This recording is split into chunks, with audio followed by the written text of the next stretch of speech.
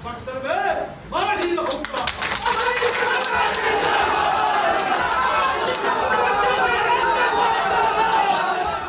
लो जी, आपके अपने news channel news circle ने जो खबर आपको तकरीबन 48 घंटे पहले दिखाई थी उस पर मोहर लग गई है। मैंने आपको खबर बताई थी कि अश्वनी चौबे जिस तरह के राग अलाप रहे हैं, जिस तरह का तेवर दिखा रहे हैं, खासकर अपनी टिकट कटने के बाद, वो मोदी और शाह को सीधे तौर पर चेतावनी है। वो सीधे तौर पर दिल्ली में बैठे बीजेपी आलाकमान को चेतावनी है कि आखिरकार उन्होंने उनका टिकट काटकर मिथिलेश तिवारी को क्यों दिया, और यहीं से एक बगावत की चिंगारी फूकेगी। और देखिए, चिंगारी जल चुकी है, बड़ा तेज रफ्तार से जली है। अश्वनी चौबे जो कल तक बड़े धीमे स्वर में विरोध कर रहे थे कि मैं तो टिकट देने वाला था, मैं टिकट लोगों को बांटता था, मेरा टिकट कट गया, शायद मेरा कसूर ब्राह्मण होना है, लेकिन इस बार उन्होंने बड़ा हुंकार भरी है। और ये हुंकार जैसे ही दिल्ली तक पहुंची है, एक बहुत बड़ी बगावत पर मुहर लगती नजर आ रही है। नमस्कार, मैं हूं प्रज्वल गौतम और आप देख रहे हैं न्यूज सर्किल। याद होगा आपको, बक्सर से सांसद अश्वनी चौबे जो मोदी कैबिनेट में मंत्री, अचानक से उनका टिकट काट दिया गया। अश्वनी चौबे के साथ रहकर ही जिसने राजनीति करनी सीखी, मिथिलेश तिवारी पूर्व विधायक, उनको टिकट थमा दी गई। इस बात को लेकर नाराजगी थी अश्वनी चौबे में। अश्वनी चौबे लगातार कह रहे थे कि मेरा कसूर क्या वो बताना चाहिए था। फिर बीच में उन्होंने बताया भी कि भाई मेरे पास तो बस मैं ब्राह्मण हूं, शायद यही मेरा कसूर है। इस बीच उन्होंने अपने समर्थकों के साथ एक बैठक की। उस बैठक में लगातार तमाम तरह की बातें हो रही थी। अचानक से अश्वनी चौबे खड़े होते हैं और ऐलान कर देते हैं, मैं कहीं जाने वाला नहीं, मैं यहीं से चुनाव लड़ूंगा। यही नहीं, ये भी ऐलान कर दिया कि अभी नामांकन बाकी है और उसके बाद एक बड़ा खेल होगा। पहले सुन लीजिए क्या कुछ कहा उन्होंने। तो फर्स्ट बिहार झारखंड ने इसे ट्वीट किया और क्या लिखा, लोकसभा चुनाव में टिकट कटने के बाद अश्वनी चौबे ने बीजेपी को ललकारा। मैं नहीं कह रहा हूं, फर्स्ट बिहार झारखंड नाम का न्यूज चैनल है, उसने ट्वीट किया है। बक्सर में मैं ही रहूंगा, दूसरा कोई नहीं, अभी नामांकन बाकी है। चौबे ने भागलपुर में समर्थकों के साथ बैठक कर कहा कि षड्यंत्र करने वालों को नंगा कर दूंगा। ये चेतावनी नहीं, ये सीधे तौर पर चुनौती नहीं तो और क्या मानेंगे आप। एक तरफ लगातार कहा जाता है कि अगर मोदी शाह ने कोई तय कर लिया तो वही नाम रहेगा, और उसके बाद जब इस तरह से बयान दिया जाता है, वो भी मोदी कैबिनेट का एक सिपाही, मोदी कैबिनेट के मंत्री अगर इस तरह के बयान देते हैं टिकट कटने के बाद, तो ये खेल सिर्फ बीजेपी तक सीमित रहने वाला नहीं है। अगर कोई ये सोच रहा है कि मोदी शाह ने सोच लिया तो टिकट तो हटेगी नहीं है, मिथिलेश तिवारी पर ही रहेगी, तो सोच लिए, जान लीजिए, अश्वनी चौबे राजनीति के उस पायदान पर खड़े हैं, शायद वो इसके बाद संन्यास भी ले, यानी आखिरी चुनाव के बाद वो संन्यास भी ले सकते हैं, इतनी उम्र हो चुकी है उनकी। और ऐसे में अगर कोई रोड़ा बनेगा तो वो व्यक्ति कैसे भी कदम उठा सकते हैं, नाराजगी आप देख भी सकते हैं। एक और वीडियो इसकी निकल के आई है, वो वीडियो भी देख लीजिए पहले। बक्सर में मैं ही रहूंगा। कुछ षड्यंत्रकारी थे, चुनाव के बाद वो नंगे होंगे और अभी नामांकन बाकी है, बहुत कुछ होने वाला है। चिंता मत करो मेरे कार्यकर्ता मित्रों, चिंता मत करो। तो यतेंद्र शर्मा है, किसी न्यूज चैनल से हैं, उन्होंने भी इसे छापा। क्या लिखा, बीजेपी से टिकट कटने के बाद केंद्रीय मंत्री अश्वनी चौबे का ऐलान, बक्सर में मैं ही रहूंगा, और लोग तालियां बजाने लगे। ये भागलपुर में बैठक हुई थी और इसके बाद अब माना जा रहा है एक बड़ा खेल हो सकता है। क्योंकि याद करिएगा, आपके अपने चैनल न्यूज सर्किल ने दिखाया था कि जब अश्वनी चौबे नाराज चल रहे थे बक्सर में टिकट कटने के बाद, तो अब रोहिणी आचार्य जो लालू प्रसाद यादव की बेटी है, उन्होंने एक ऑफर दिया था।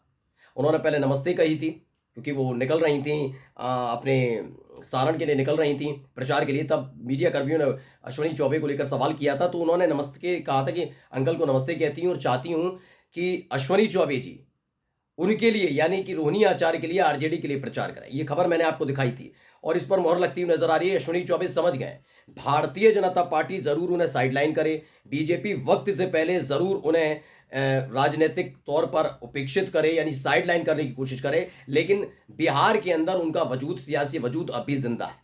इसीलिए जो कल तक बहुत धीमी आवाज में अपना विरोध जता रहे थे कि मेरा कसूर से ब्राह्मण होना है, मैं टिकट देने वालों में से था, मुझे नहीं पता था कि मेरा टिकट कट जाएगा, ये तमाम बातें कह रहे थे, अब वो हुंकार भरने लगे हैं। और ये हुंकार बताती है दोस्तों कि आने वाले वक्त में एक बहुत बड़ी बगावत हो सकती है। खबर पढ़िएगा, एबीपी न्यूज ने छापा, अभी नामांकन बाकी है, बहुत कुछ। बक्सर से क्या अश्वनी चौबे बीजेपी के साथ करेंगे खेला, ये बड़ी खबर है।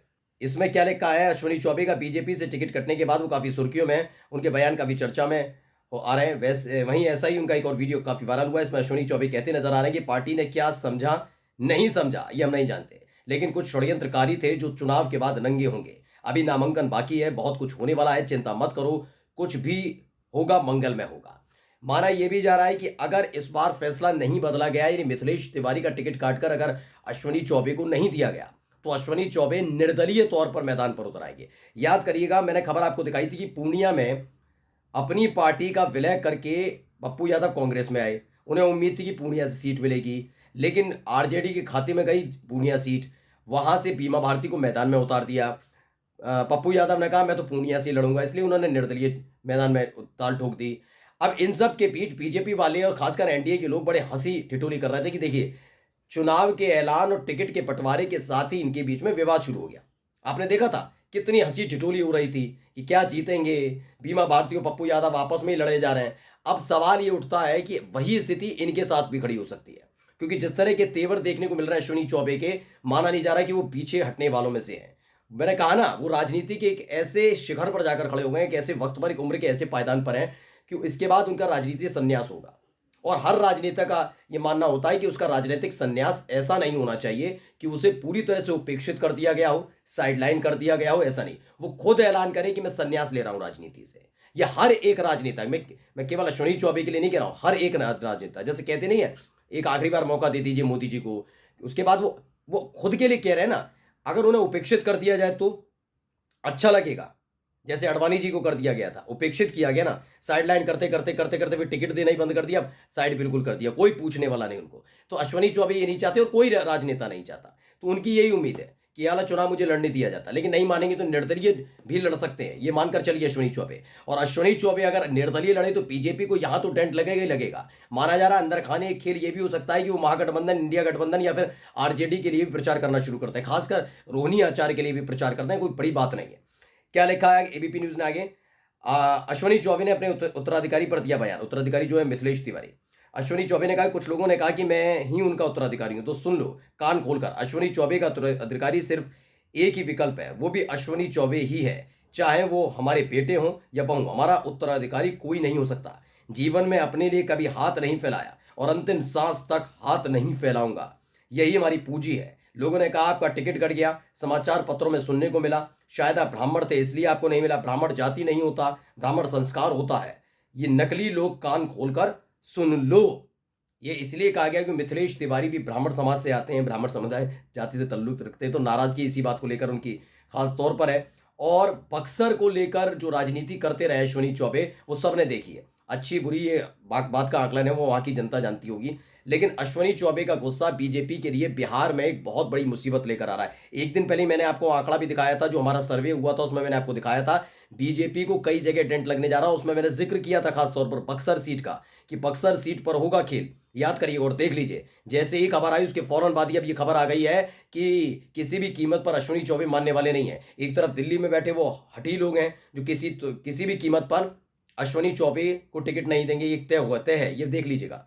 वरना ये ऐसे करेंगे तो कई और जगह विवाद शुरू होगा। और यहाँ अश्वनी चौबे अगर पीछे हटते हैं तो उनका राजनीतिक वजूद पूरी तरह से बक्सर में खत्म हो जाएगा। यानी उनको आखिरी लड़ाई लड़नी होगी, और ये आखिरी लड़ाई सोचिए उनकी अपनी ही पार्टी से होगी। नमस्कार।